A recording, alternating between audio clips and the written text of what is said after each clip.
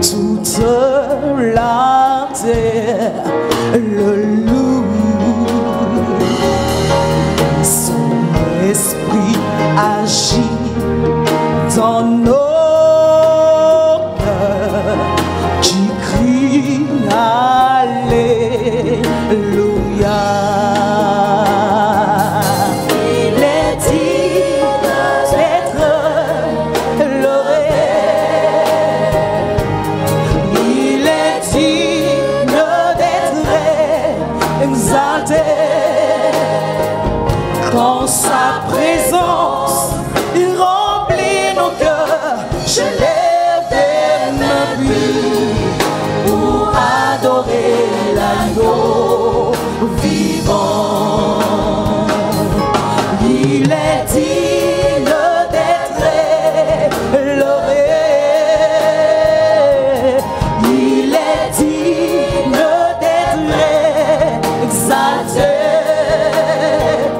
Quand sa présence remplit mon cœur, je lève ma nuit pour adorer l'agneau vivant.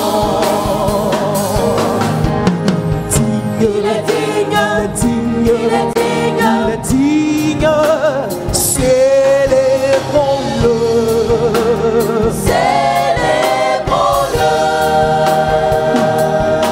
Il est saint, prosternons-nous.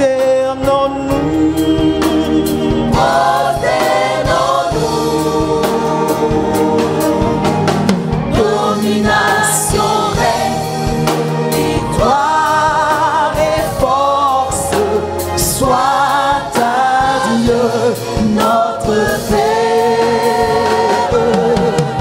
Sa beauté, sa splendeur et sa présence couvrent de sa gloire.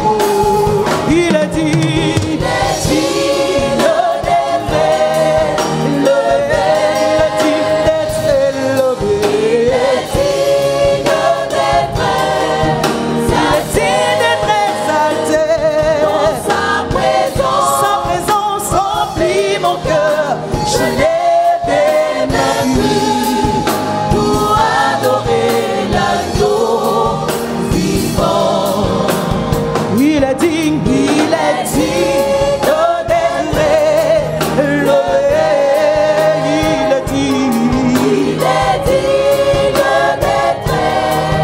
Il est digne d'être exalté. Sa présence remplit mon cœur. Je lève ma vie pour adorer l'agneau vivant. Il est digne d'être élevé. Il est digne d'être élevé.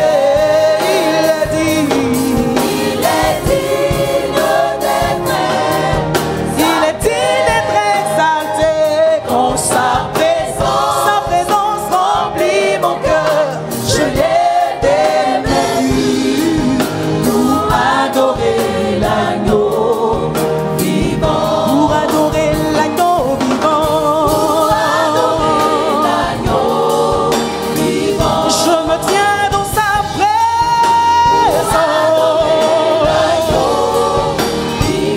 Il remplit mon cœur de joie. Pour adorer l'agneau vivant. Pour adorer l'agneau vivant.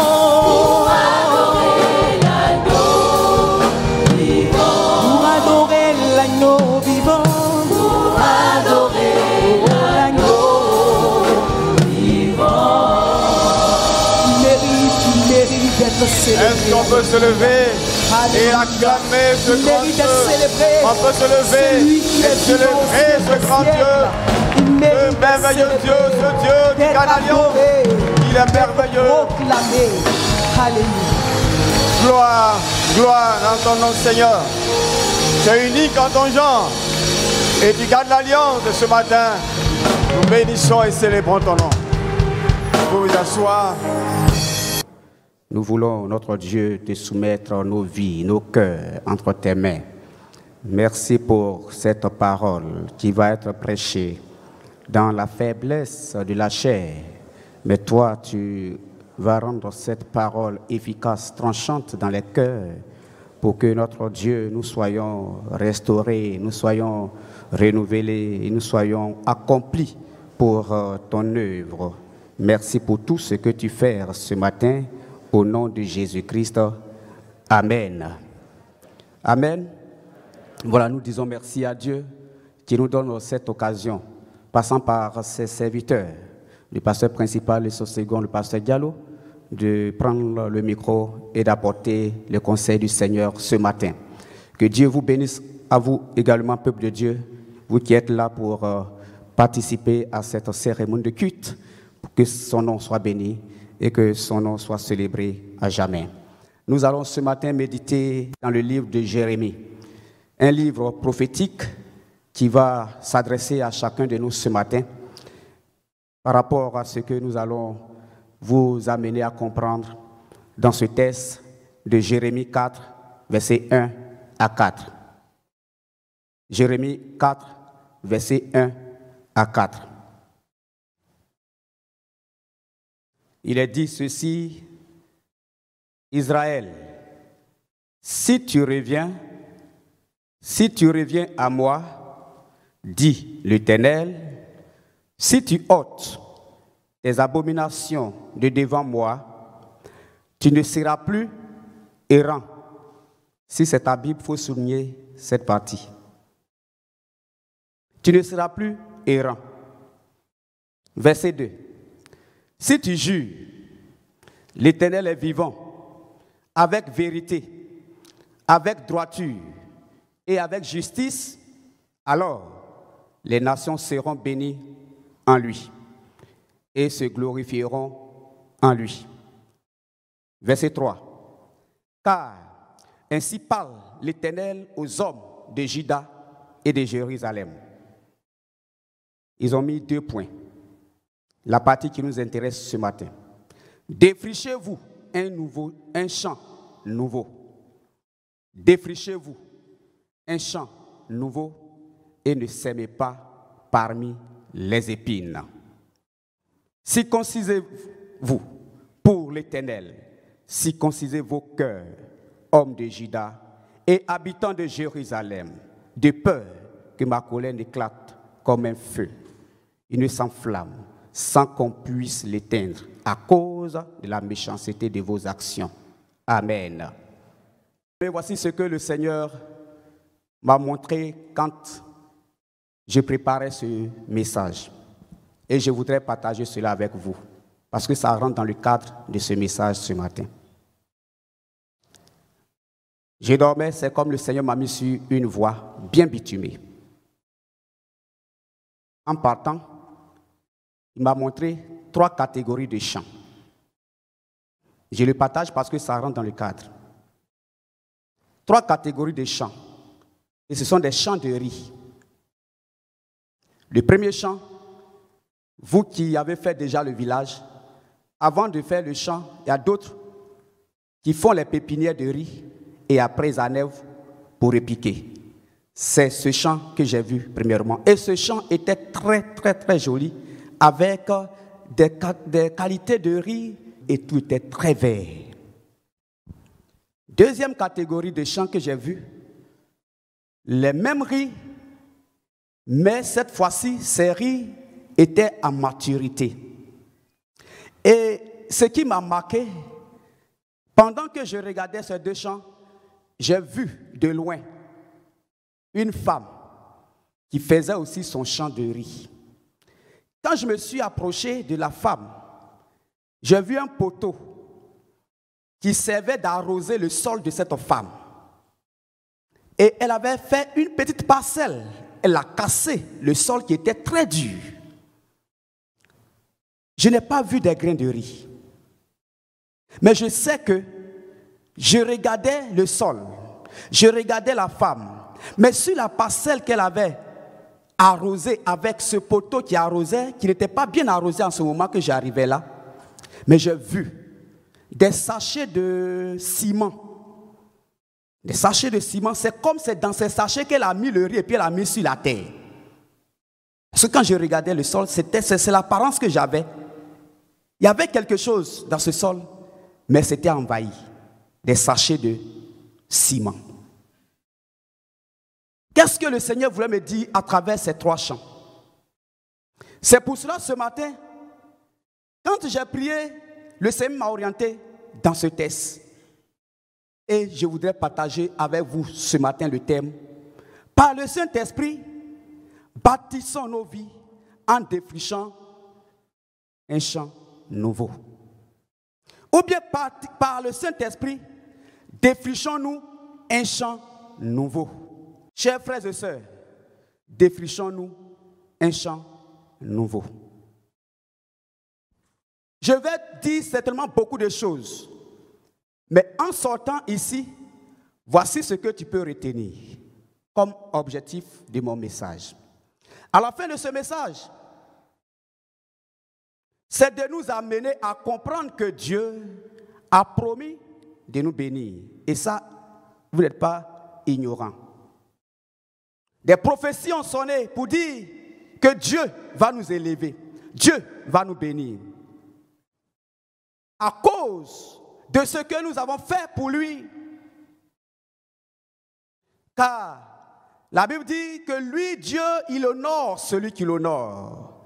Mais, dans l'attente de ces bénédictions, nous devons apprêter nos cœurs, défricher nos cœurs, pour que ces bénédictions que Dieu va apporter sur son Église en ces temps de la fin ne te ratent pas. Pour que les grâces que tu attends de Dieu ne partent pas ailleurs, mais que ces grâces, ces bénédictions tombent sur un terrain fertile, un cœur déblayé, un cœur nettoyé, une vie nette, claire devant Dieu, par qui Dieu peut investir pour porter de bons fruits. Amen. Voici ce que je veux que tu retiennes. Jérémie, l'auteur du texte que nous venons de lire, a exercé son ministère prophétique en Juda. Le royaume du Sud, durant 40 années de l'histoire de cette nation, entre 626 à 586 ans avant Jésus-Christ. Jérémie a été témoin de l'invasion babylonienne de Juda qui s'est terminée par la destruction de Jérusalem et de son temple. Jérémie faisait partie. Son livre est imprégné d'une grande contestation, c'est-à-dire d'un profond abattement, une désolation et d'une atmosphère de mauvais augure. Ce livre prophétique relève que Jérémie, souvent appelé prophète qui pleure, était un homme au cœur sensible et déchiré qui annonce un message difficile. Il dit au chapitre 8, verset 21, « Je suis brisé par la douleur de la fille de mon peuple. Je suis dans la tristesse, l'épouvante me saisit. » Le but de ce livre, il y a plusieurs buts, mais ce matin, je vais vous donner 3 buts.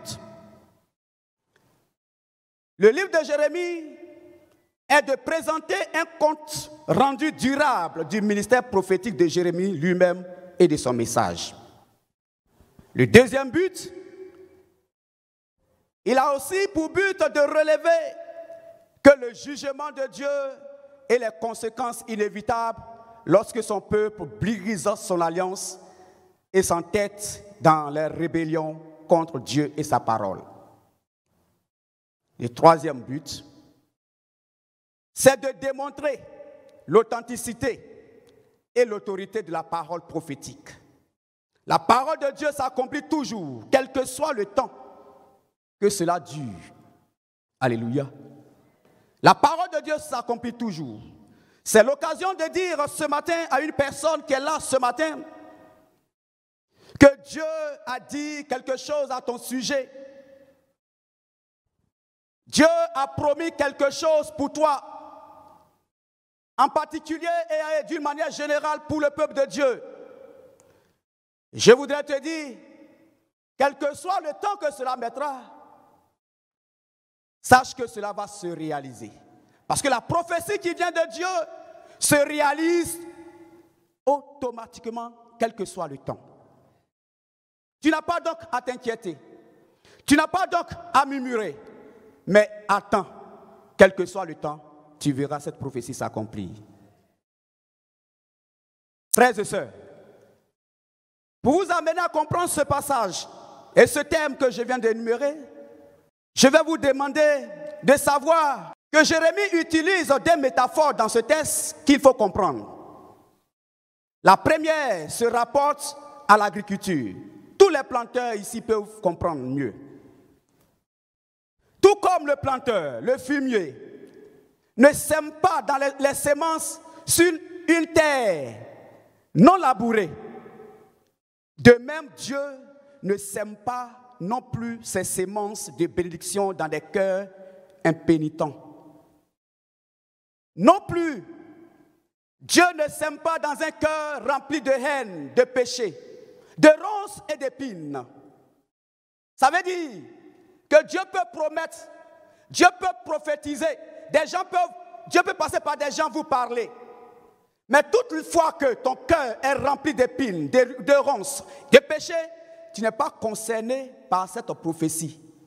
Alors à chacun de nous de savoir si ce qui a été dit sur cette église, si cette assemblée depuis longtemps, si ça te concerne toi aussi ce matin. Sinon, ce sera l'occasion pour toi, une grâce de Dieu, de rentrer dans le contexte de cette prophétie pour que tu puisses en bénéficier.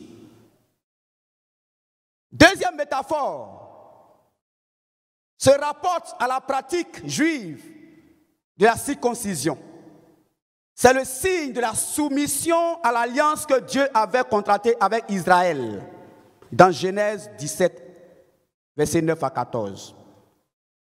Bien que la circoncision peut être physique, les hommes devraient circoncire également leur cœur afin que leurs conditions intérieures correspondent à leur profession extérieure.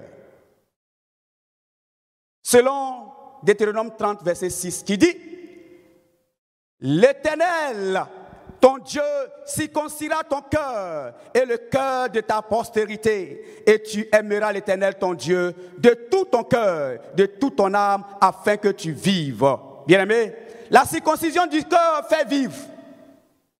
Quand tu as un cœur circoncis, nettoyé, tu as la vie. Mais un cœur rempli de ronces, d'épines, amène l'amertume, la tristesse, la désolation. Que cela veut dire? Défricher, dans sa définition simple.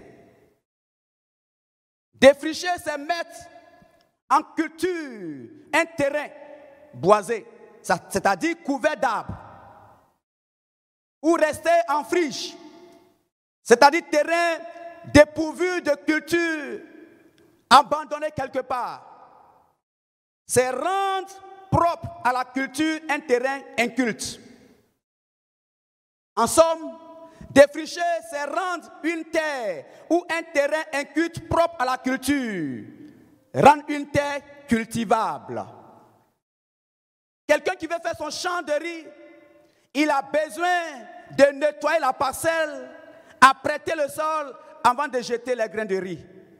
Je n'ai jamais vu qu'une personne consciente qui va s'arrêter sur son champ, rempli de ronces, d'épines, d'herbes et d'arbres, et jeter son riz pour dire qu'en quelques mois, il va venir récolter ce riz. Je n'ai pas encore vu ce genre de personne, à moins qu'il ne soit paresseux. Quand on parle de champ, c'est une étendue de terre cultivable ou à cultiver.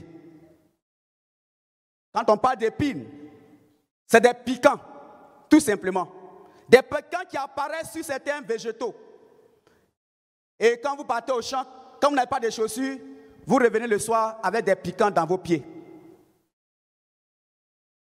Bien-aimés, nous comprenons que de ce passage, Dieu veut investir dans notre vie.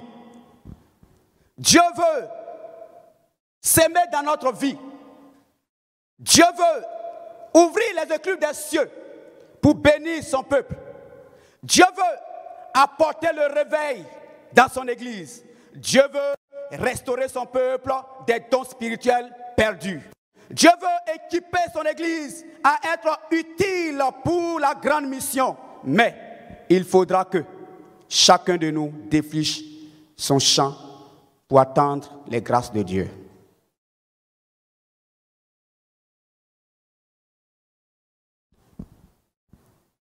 Qu'est-ce que cela signifie? Qu'est-ce que mon thème peut signifier?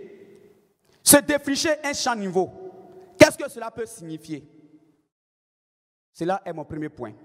Deuxième point, comment se défricher un champ nouveau? Et troisième point pour terminer, les avantages liés au défrichement d'un champ nouveau. Et terminer par la conclusion. Qu'est-ce que cela signifie? Se défricher un champ nouveau. Se défricher un champ nouveau signifie rendre propice à la culture, à la propriété, à la fertilité, débroussailler, balayer, préparer à recevoir une sémence. Cela signifie également rendre labourable pour récolter. Car quelqu'un qui défriche son champ, il s'attend de récolter quelque chose de bon. C'est pour cela, Osée 10, verset 2, le cœur partagé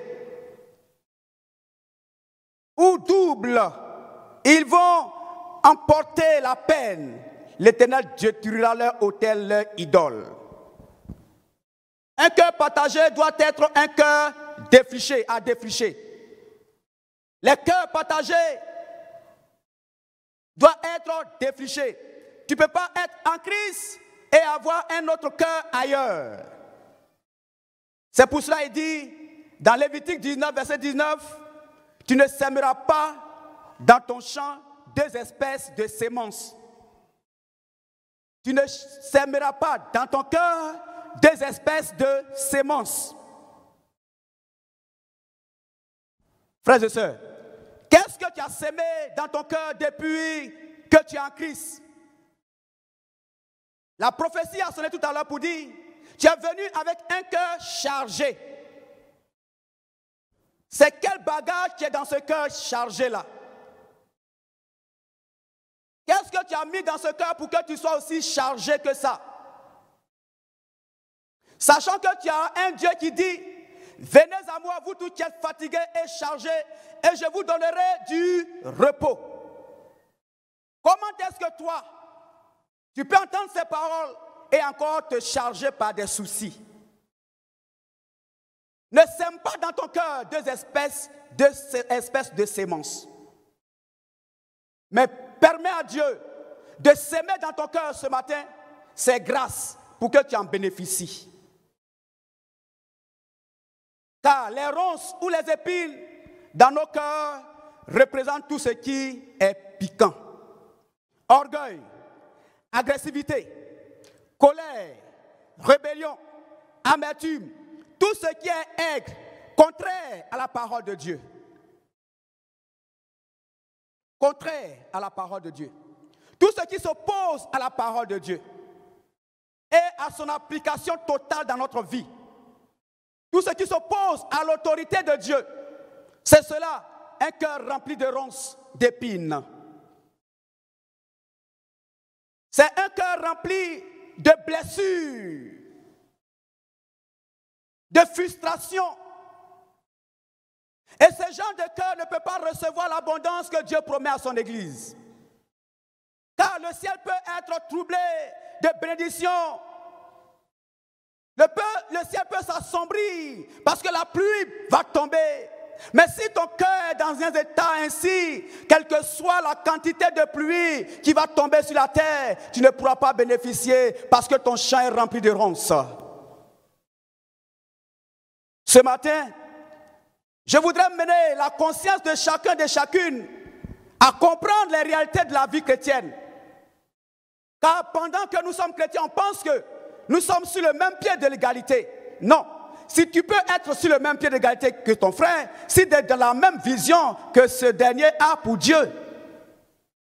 Mais d'autres se plaignent du fait que dans l'église, il y a des gens qui sont bénis et d'autres ne le sont pas. Mais qu'est-ce qui est dans ton cœur? Puisque Dieu a promis la même bénédiction pour tout le monde. Qu'est-ce qui fait que toi, tu ne rentres pas dans ses grâces? Qu'est-ce qui fait que tu es retardé jusqu'à présent? Pose-toi la question. Souvent, nous sommes la source de nos problèmes, de nos difficultés. Et nous accusons qui que ce soit pendant que nous sommes la source de nos blocages. Dieu dit ce matin de te défricher un champ nouveau, de nettoyer ton cœur, de nettoyer ta vie. Et lorsque la bénédiction viendra, lorsque la pluie viendra, tu vas bénéficier de ses grâces. Dans le cas contraire, tu n'auras que les yeux pour pleurer et voir tes amis progresser. Comment faire? Parce que si je n'aborde pas cela, tu me diras, mais comment moi je vais faire pour que je sois comme la parole de Dieu me demande? Comment faire pour se défricher un champ nouveau? Jérémie, en proclamant cette parole, voulait amener le peuple de Dieu à accepter de naître de nouveau. Quand vous prenez l'histoire d'Israël, c'est une histoire qui est en dents de scie. C'est comme ça on dit, non? Une fois relevé, une fois tombe, une fois se relève, une fois aussi il tombe, c'est comme ça. Un Dieu qui est compatissant, un Dieu d'amour, il tend toujours sa main à Israël. Et toutefois que Israël saisissait la main de grâce de Dieu, Israël revenait à la normale. Mais ce n'était pas tout le temps que tu dois tomber, te relever, s'il te plaît. Il faut que tu sois solide un jour pour aider les autres à traverser aussi. Mais si toi, tout le temps, tu dois tomber, tu dois te relever, tu dois tomber, tu dois te relever, mais tu vas permettre au pasteur de te gifler. Comme l'histoire de ce jeune homme qu'on nous a conté. Frères et sœurs, quand on est, Paul l'a dit, en tant que nouveau chrétien, on peut te donner des aliments pas solides, mais à un moment donné, permet que Dieu te donne des aliments solides. Permet que toi, tu sois aussi solide pour aider les autres. Mais pourquoi est-ce que c'est toi toujours on doit aider? Il faut naître de nouveau. La nouvelle naissance n'est pas le nombre d'années dans une église, s'il te plaît. La nouvelle naissance n'est pas le titre que tu as, s'il te plaît, je suis désolé. Nicodème a posé la même question à Jésus. Je sais que toi, tu es le Messie, parce que tu es le Messie, tu fais des miracles, tu fais ceci, tu fais cela. Jésus va lui dire, oui, je le fais. Mais en vérité, si quelqu'un est né de nouveau, ne peut voir le ciel. Alléluia. Voici quelqu'un qui était nanti, une compétence totale, une sagesse totale. Il était formé, il avait l'intellectualisme, je ne sais pas comment on dit. Il avait la connaissance, je veux dire. Mais voici quelqu'un qui ne savait pas comment naître de nouveau. Pour lui, la nouvelle naissance, c'est être en contact avec Jésus-Christ sans toutefois pratiquer ce qu'il dit. Et il y a beaucoup de chrétiens qui ont pris l'église pour être pour eux comme, un tapis ou bien un manteau. Et dans ce manteau, ils pratiquent n'importe quoi. Leurs cœurs sont remplis de ronces, d'épines, de péchés, de cesse, de masturbation, d'impudicité, de colère, de haine, de passer par là. Et tu prétends recevoir la promesse de Dieu. Quand ça sonne, Amen. Mais tu dis Amen. Mais quel est l'état de ton cœur avant de dire Amen? Avant de prendre ce que Dieu dit, quel est l'état de ton cœur?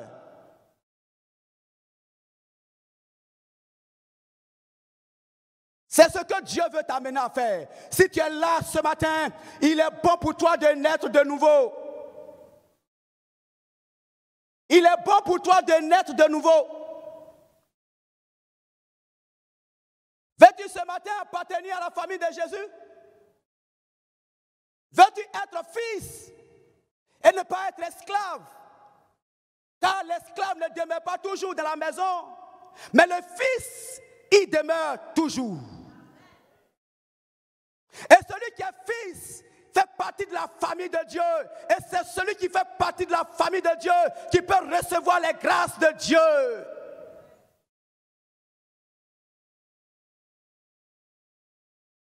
Même si tu peux aimer ta servante comment, mais tu ne peux pas lui donner les mêmes choses que ton fils. Ça c'est vrai, c'est réel. Ce n'est pas une histoire de discrimination. Ton fils est propriétaire de tes biens. La servante ou ton serviteur ne peut pas être propriétaire de tes biens. Jamais. Il est de passage. Et il y a des chrétiens qui sont en Christ de passage. Ils ne peuvent pas hériter les biens de Dieu. Tout simplement parce que leur cœur est rempli. S'il te plaît ce matin, vide-toi au pied de la croix de Dieu avant de rentrer à la maison. Sinon, ton offrande même que tu as faite dimanche passé ne peut pas avoir de la valeur devant Dieu. S'il te plaît, permets-moi de te le dire. Car c'est par rapport à l'état du cœur que Dieu regarde. Oui, nous regardons l'apparence, on regarde ce que nous faisons, mais Dieu lui dit, il regarde le cœur. Car c'est du cœur que viennent les insultes. C'est du cœur que viennent les murmures. C'est du cœur que vient le péché. Dieu regarde le cœur. Si tu as un cœur purifié, il t'accordera aussi ses grâces. Qu'est-ce que cela signifie? Se défricher un champ nouveau. Dieu a mené son peuple, le peuple d'Israël, à changer de vie. Un changement de vie. Je le disais hier, à une veillée, j'ai péché. Moi. On était à Divo, on a bu dans un maquis, un 31. Mes amis et moi, on a bu ce qu'on pouvait boire, on s'est levé, sans rien payer, on est parti. En partant, touché par l'alcool, je vais aller cogner un taxi qui était garé tout au bord de la route, casser son rétroviseur. Ça, ce n'était pas mon problème, je suis parti.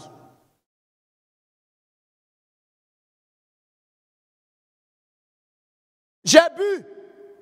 La seule boisson que je n'ai pas bu, c'est le koutoukou. La première fois que j'ai bu le koutoukou, quand ça m'a brûlé de ma langue jusqu'à ma gorge, dans mes intestins, j'ai dit ça, ce n'est pas une alcool à boire. Mais il y a des gens ici qui rient, mais c'est koutoukou qui est ton lot.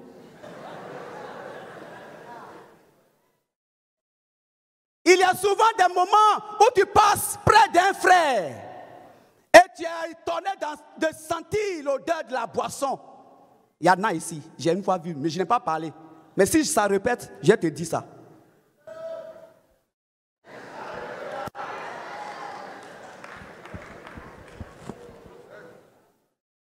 Tu fais quoi avec l'alcool pendant que tu penses que ton cœur attend une grâce de Dieu?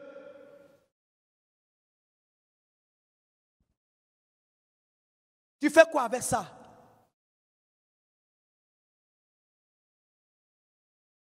Pour lui, c'est l'alcool. Mais pour toi, c'est quoi? Des gens qui sont dans des pratiques occultes. La prophétie sonne toutes les fois, te touchant. Quand tu es à l'église, tu es concerné. Mais quand tu sors, tu t'en fiches. Et tu demeures avec ce fétiche encore pendant que tu es dans la maison de Dieu. Penses-tu que tu es concerné par cette grâce de Dieu? Quelles que soient tes offrandes, quelle que soit ta mission, quel que soit ton travail, mais sache que ton cœur n'est pas propice à recevoir les grâces de Dieu. Et ton cœur rempli de ronces d'épines, il n'aura pas un fruit qui va pousser dans ce cœur parce que Dieu ne prendra pas soin de faire pousser quelque chose dedans.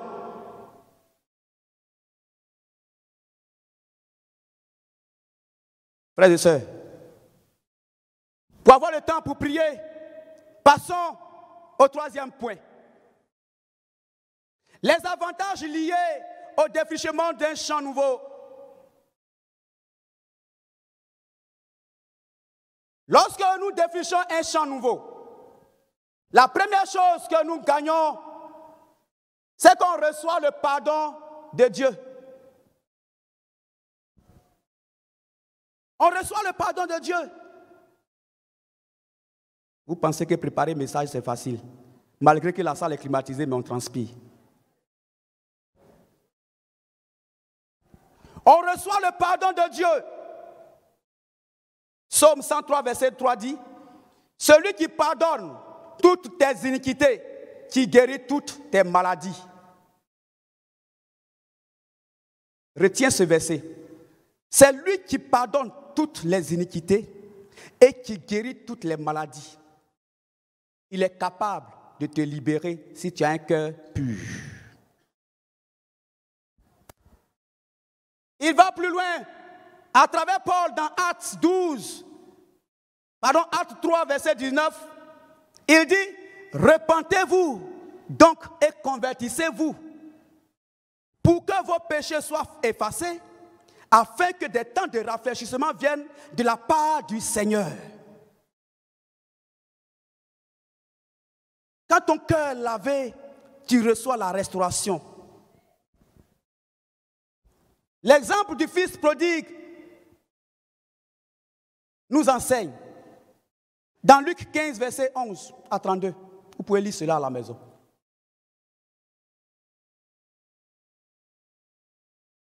Oui, quand les cœurs sont nettoyés, Dieu fait de nouvelles choses dans nos vies. Et selon Ésaïe 43, verset 18 à 19, il dit, ne pensez plus aux événements passés et ne considérez plus ce qui est ancien. Voici, je fais faire une chose nouvelle sur le point d'arriver. C'est lui seul qui a dit Amen. Le Seigneur dit qu'il fait faire une nouvelle chose sur le point d'arriver.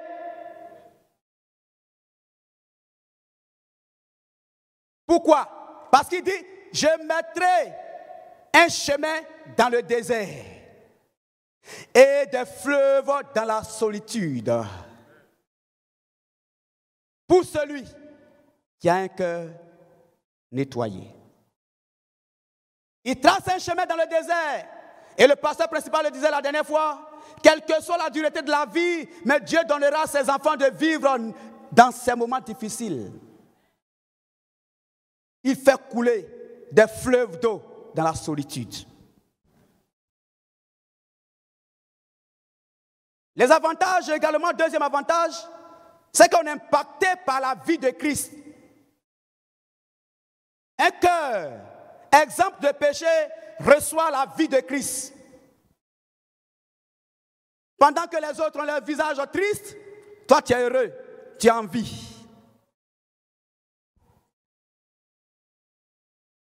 La troisième chose, vous m'amenez à la fin, on mène du moins une vie d'abondance. Quand on se défriche un champ nouveau, on mène une vie d'abondance. Pourquoi? Parce que le champ, c'est la richesse du paysan.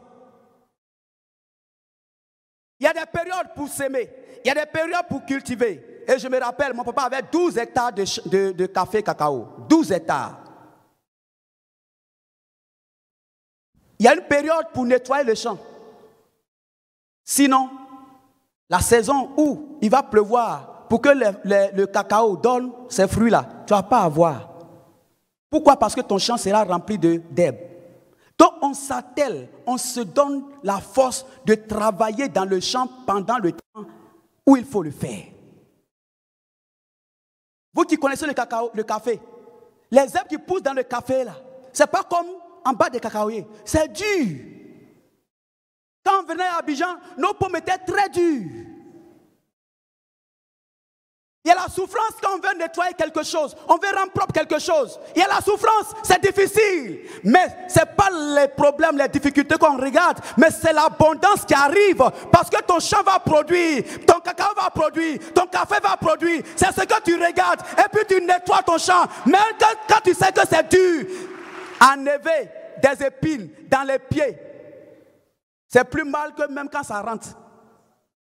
On prend la lame, on coupe ta chair pour enlever ce qu'il y a dedans. Ça fait plus mal quand ça rentre. Mais si tu as enlevé ça dedans, ton pied va s'enfler. Donc, le fait d'enlever, c'est difficile. Mais il ne faut pas regarder du fait que quand tu enlèves, ça te fait mal. Mais regarde du fait que quand tu vas enlever là, tu vas bien marcher, tu vas bien te comporter, tu vas bien te porter. C'est ce que tu dois regarder. Peuple de Dieu, ne regardons pas aux difficultés, ne regardons pas aux problèmes, mais regardons à l'abondance que Dieu a promis pour son Église. Et défrichons-nous un champ nouveau. Parce que lui, il est Dieu, il ne ment pas. Il n'est pas un homme pour mentir. Il t'a promis, il va le réaliser. Mais toi, mets ton cœur en état avant de recevoir ce que Dieu a promis pour toi. Que Dieu bénisse son peuple. Amen.